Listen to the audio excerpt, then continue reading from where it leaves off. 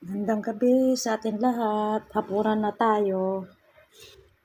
Ayan ang ulam natin, sinabawang isda. Tapos may dessert na papayang hinog. Kain po tayo, mga guys. Hapunan. Kakain na po tayo. Ayan. Ang ulam natin, sinabawang isda sa talbos ng kamote. Papayang hinog. Kakain na tayo ng hapunan. Tara guys, sama niyo ako. Kain po tayo. Anong oras na? Hapunan. Mag-aalas 7 na. Salamat, mga kapatid, mga guys.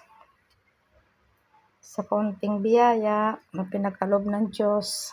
Maraming salamat. Hanggang dito na lang aking vlog. Sa gabing ito, maraming salamat sa inyong lahat. God bless us all.